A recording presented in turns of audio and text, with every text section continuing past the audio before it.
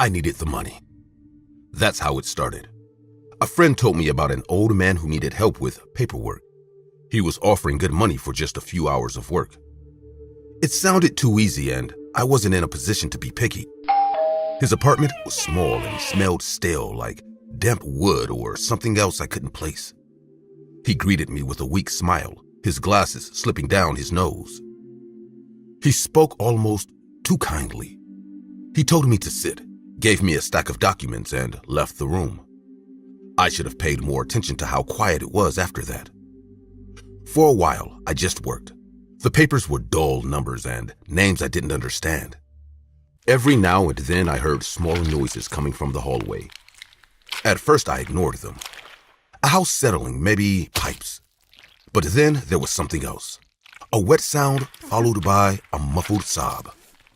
I hesitated. He had been gone too long. My fingers hovered over the pages, heart pounding. Something wasn't right. The noises got worse. A soft chewing, then a gulp, then more crying. I told myself it wasn't my business, but my body had other ideas. My legs moved on their own as I stood up. I had to check. I walked down the short hallway, the smell growing stronger, a metallic rancid stench that made my stomach tighten. I reached a half-open door. The light inside was dim, casting long, strange shadows. I shouldn't have looked inside. He was on the floor, and nothing but his underwear hunched over a pile of raw red meat. He was chewing, gnawing, stuffing chunks into his mouth with shaking hands. Blood smeared his fingers, his chin dripping onto the floor. The meat wasn't just meat. I could see fingers. He turned to me, eyes wide, tears streaming down his face. I didn't mean to. I couldn't wait anymore. His voice was thick with sobs and food. Bits of flesh clung to his lips as he wiped his mouth with the back of his hand. I couldn't move. My brain screamed at me to run, but my legs refused. I was waiting for the right moment. For you. He swallowed. My stomach turned. I took a step back, and he let out a broken whimper, reaching toward me with bloody hands. Please, just go back to the table. Let me finish. That's when it hit me. He wasn't talking about his meal. He was talking about me. He was crying because he wanted to eat me, but he hadn't found the right moment. I interrupted him before he could make his move. I turned and ran. His wails filled the apartment. I heard him scrambling to his feet, knocking over something, his footsteps heavy and uneven. I crashed into the table, sending papers flying. My fingers fumbled for something, anything to use as a weapon. My hands wrapped around a heavy glass ashtray. He was almost on me. I turned and threw it with everything I had. It smashed against his shoulder, making him stagger. He let out a shriek, more frustration than pain. You don't understand. You have to stay. Please don't leave me. I bolted for the living room. The door was locked. The windows were covered. My hands shook as I fought with the lock, but he was too fast.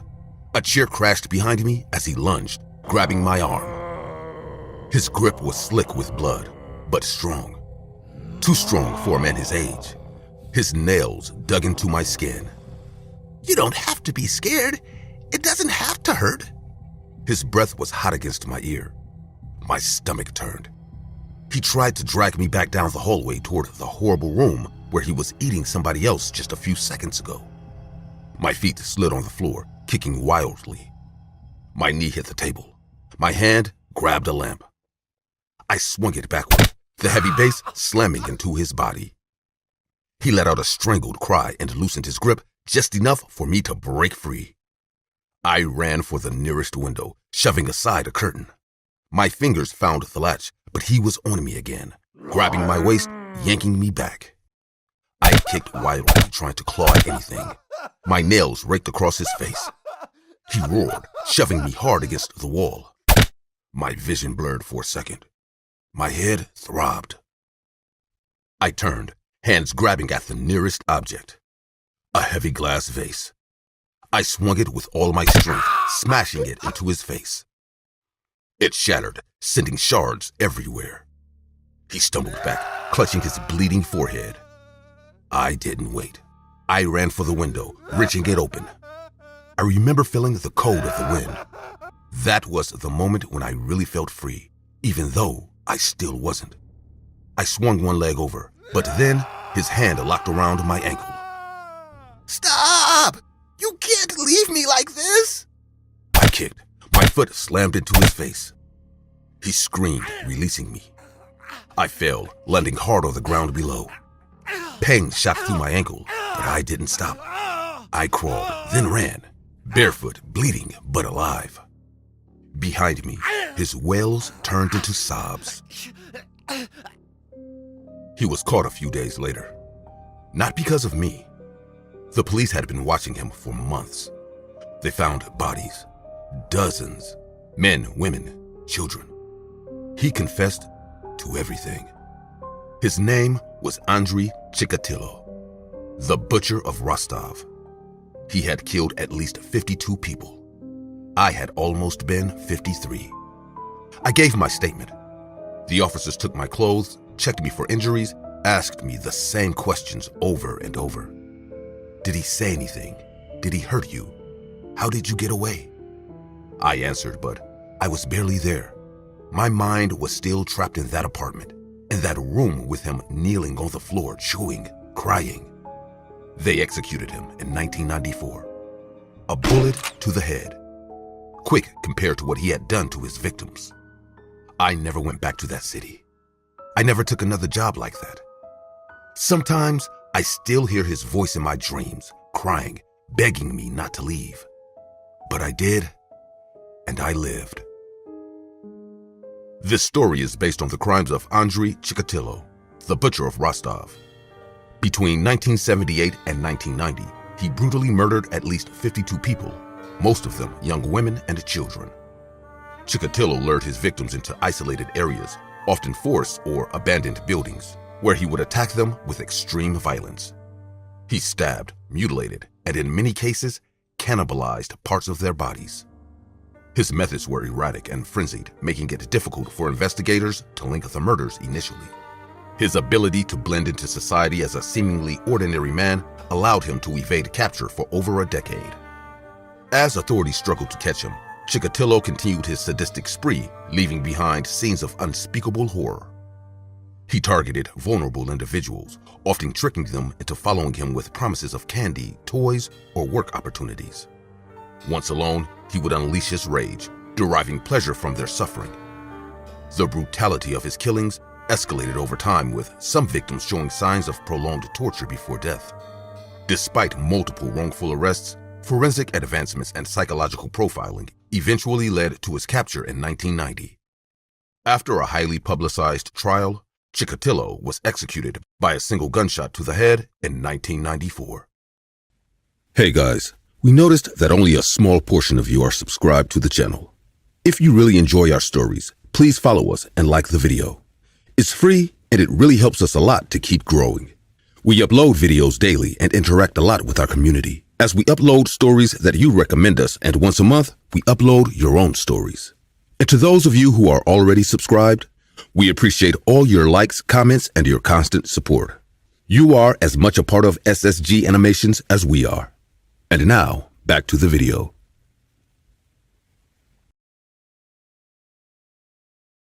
I was never meant to be happy. I think I always knew it. Even when I was a kid, life kept showing me that no matter how much I fought, it would always hit me harder. My parents died when I was young. I was sent to a foster home, where I learned fast that no one really cared. The moment I was old enough, I left and never looked back. I thought I had something good when I met him. He was charming, sweet. At first. But monsters don't show their teeth until they know you have nowhere to run. When the beating started, I told myself it was just a bad moment, that he was stressed, that it would stop. It never did. So I ran. Again. This time with nothing but a bag and a handful of fake passports, as well as the hope that maybe, just maybe, I could disappear. I'd been walking all day. The cold bit through my jacket, and the wind howled around me as I reached the shore. The waves crashed violently, and for a moment, I let myself believe I was free. That's when I saw him. A man standing near the water, watching me. He had a strange stillness to him, like he was waiting. I ignored him, but I could feel his eyes following me. When he finally approached, he spoke softly. I wasn't in the mood to talk, but something about his tone made me hesitate. He offered me a place to stay, just for the night. The idea of warmth and food was tempting. I told myself I could leave whenever I wanted. I was wrong. The house was small, secluded, perfect for someone who didn't want to be found. The moment I stepped inside, I instantly regretted it. The air was stale, like nothing had been touched for years. There was something unnatural about how clean everything was, like a place prepared for someone who never arrived. He watched me closely, too closely. His movements were slow, deliberate. He asked me questions, but never too many at once. He smiled often, but the warmth never reached his eyes. My skin crawled. I knew I needed to leave. I waited for the right moment, waited for him to go to another room. I reached for the door. I barely touched the handle before something hard pressed against my face. A cloth, soaked in something sharp and chemical. My vision blurred. My body collapsed. I woke up tied to a chair. The room was dark, damp. My arms ached from the tightness of the ropes. My breath came fast, shallow. The smell of dust and something rotten lingered in the air. He was there, sitting in front of me, calm as ever. His voice was gentle, almost soothing, as he explained that I wouldn't be leaving, that I was special, that he had chosen me. I begged, screamed, thrashed against my restraints, but he never lost his composure. He simply watched, waiting for me to tire myself out. He stood up and took something from the table beside him. A small brush, a compact case. Makeup. He opened it carefully, dipping the brush in soft pink powder. When he leaned in, his breath was warm against my skin. He whispered as he painted my cheeks, telling me how perfect I was, how lucky I should feel. My stomach churned. I tried to move, but the ropes dug into my flesh, burning my wrists. He noticed my discomfort and ran his fingers along my face, his touch disturbingly tender. My mind screamed at me to fight, but I was trapped. He wanted me still, obedient. I had to play along until I found a way out. The process was slow, meticulous. He painted my lips red, smoothed my hair back, and adjusted my posture like I was nothing but a doll. He told me about his wife, how she used to talk back, how he fixed that. He told me about the others, the ones before me. I struggled, but he tightened his grip on my chin, holding me still. My breath hitched, his nails dug into my skin, his voice never rising above a whisper. He liked obedience. He liked silence. I had no choice but to give him what he wanted. When he finally let go, I felt the sting of tears burning my eyes. My pulse pounded in my ears. My body shook, but I forced myself to think. I couldn't stay here. I couldn't end like the others. His eyes gleamed with satisfaction. He adjusted the bow in my hair, then stepped back, admiring his work. I knew, in that moment, that he wasn't going to let me live. Not for long. I had to act now, while I still had the chance. My chance came when he turned away for a moment, distracted by something on the table. I threw my head forward, crashing it against his. He reeled back cursing, and I threw myself sideways, knocking the chair over. Pain shot through my ribs, but I ignored it. I writhed, trying to loosen the ropes. I crawled toward the stairs, dragging the chair with me. My fingers trembled as I struggled against the knots. I made it halfway up before his hand clamped around my ankle. He yanked me back, slamming me against the floor. His breathing was heavy now, his composure slipping. He left the room for a moment, and when he returned, he carried a gas can. My throat closed. The sharp scent filled the air. I knew what was coming before he even struck the match. I screamed, kicked, tried to roll away, but the liquid seeped into my skin. the fumes filling my lungs. He stood above me, silent now. Then, he did it. The fire spread fast, devouring my skin, filling my lungs with unbearable heat. The pain was beyond anything I could describe, beyond anything I could endure. I screamed, but the sound was lost beneath the roar of the flames. I prayed for it to end. I don't know how long it lasted. Time lost meaning. My body stopped feeling. Everything faded into black. When he was done, he carried what was left of me and tossed it aside like garbage. A burned corpse. Another forgotten victim. My life had been nothing but violence. And in the moment I thought I'd escaped, fate reminded me that I never had a chance. I was never meant to be free. The waves crashed against the shore as my remains were discarded. My story was never going to have a happy ending. I tried to run, tried to break free. But in the end, I was just another name that no one would remember. The story is based on the real case of a woman found burned on a beach, with the labels of her clothes cut off. In 2017, the charred body of a woman was discovered on a beach in the coastal town of Almeria, Spain. The victim, who appeared to be in her early 30s, was severely burned, with almost no identifying features remaining. What made the case even more eerie was the fact that the labels on her clothing had been meticulously cut off, a detail that suggested the perpetrator was trying to conceal her identity. The manner in which the body was disposed of, with the intention to erase any trace of who she was, shocked the local community. The investigation into the case revealed little at first, as there were no immediate suspects and the cause of death could not be definitively determined. The burned body was a stark indication of the cruelty involved, and the removal of clothing labels was an unsettling detail that pointed to premeditation. Authorities speculated that the woman could have been a victim of human trafficking, or that the killer had deliberately chosen to make her unidentifiable for reasons unknown. Despite extensive efforts, the woman's identity was never fully confirmed, and the case remains a tragic and unsettling mystery.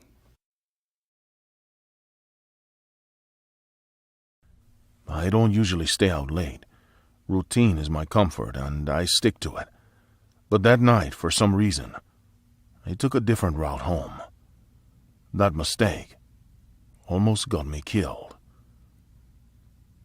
Madrid was quieter than usual.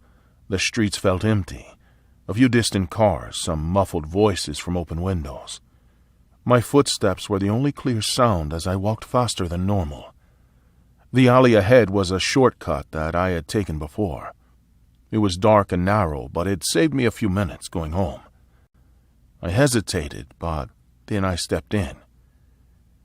Halfway through, something on the ground caught my eye. A playing card. The 6 of Hearts. It looked out of place. I barely had time to process it before I heard the footsteps behind me, slow and deliberate.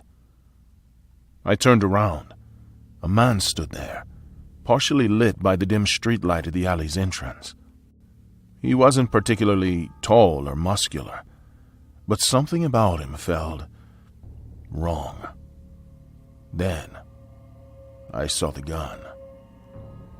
Instinct screamed at me to run, but the gun was already pointed at my face. He didn't say anything, just stood there, watching me. The silence was unbearable. My mind raced. Was this a robbery? But he wasn't asking for money. Wasn't speaking at all. Just staring. His grip on the gun was steady. Too steady. Then he moved his other hand. Something flicked through the air and landed at my feet. Another card. The Ace of Spades. My stomach dropped. The news had been covering him for weeks. The Assassino de la Baraja. Victims shot execution style, and cards left behind as a signature. I was looking at him, and I was next. His finger twitched slightly on the trigger, and I could feel my heartbeat hammering in my chest. If I moved too fast, he would shoot. If I didn't move at all, he would shoot anyway. I had seconds to make a choice, but my body refused to listen. My breathing became shallow, every inhale feeling like it could be my last. Then he did something unexpected. He tilted his head, studying me like he was trying to decide something. The tension stretched, thick and unbearable. Then, in an almost casual motion, he extended his arm fully. The gun was aimed directly at my forehead. I had to act. Everything slowed down. My pulse pounded in my ears. I had to do something, but he was too close.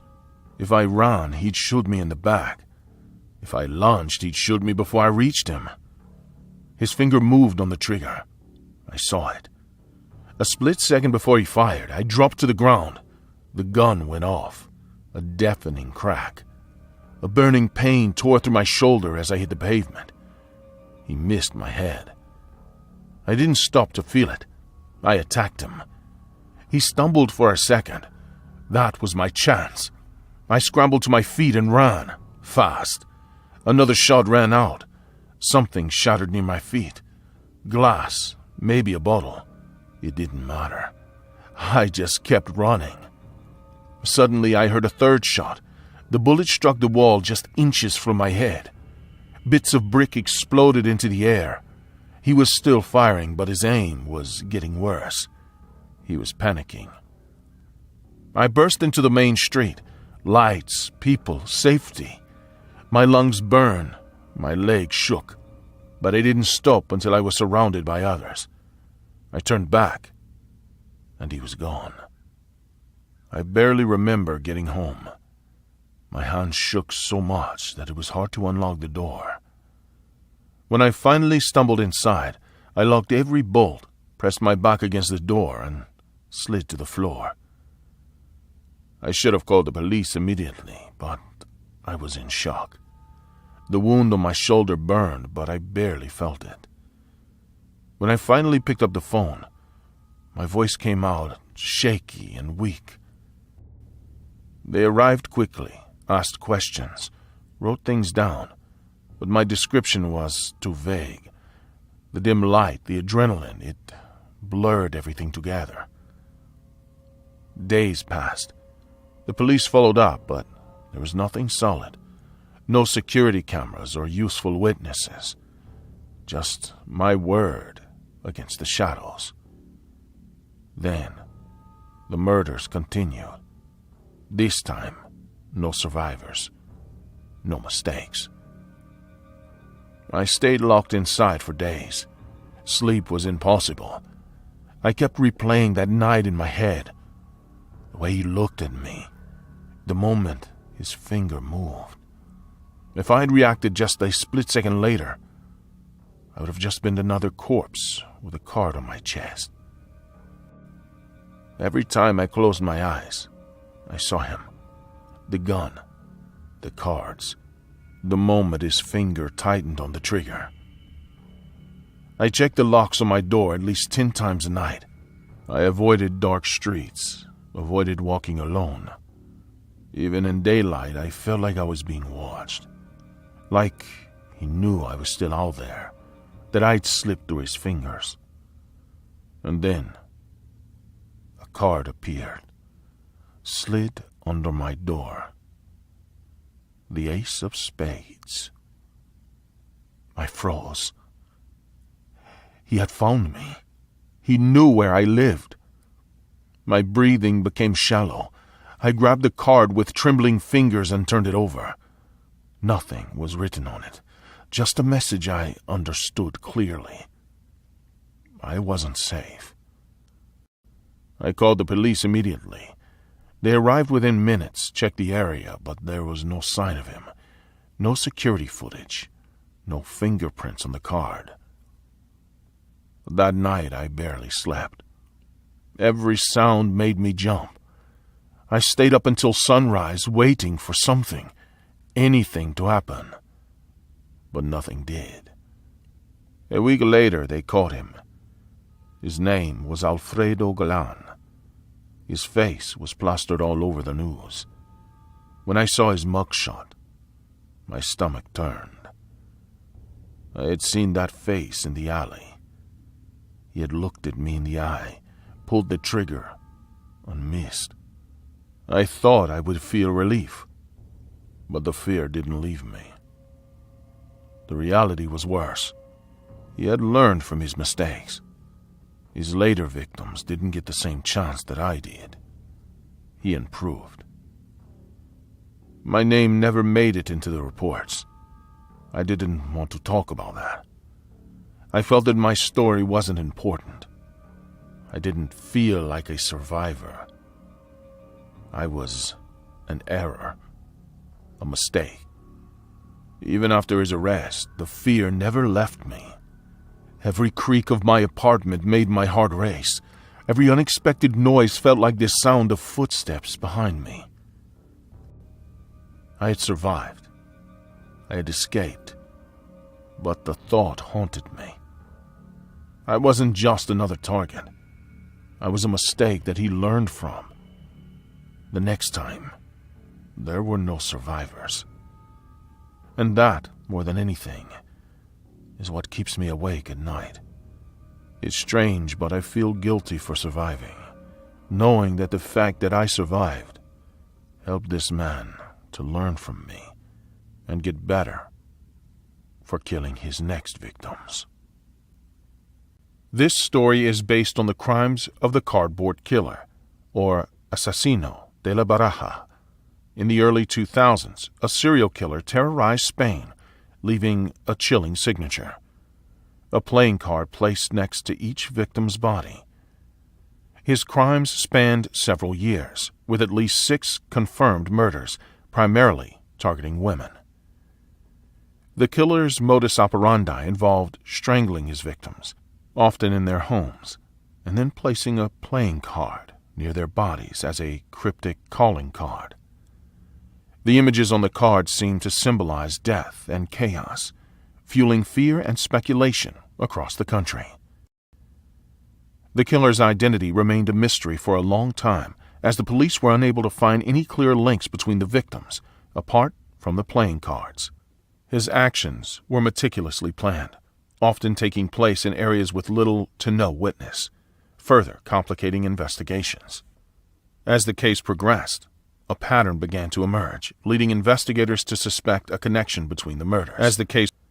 The killer taunted law enforcement with his cryptic symbol, which seemed to mock their efforts and deepen the fear surrounding his violent spree.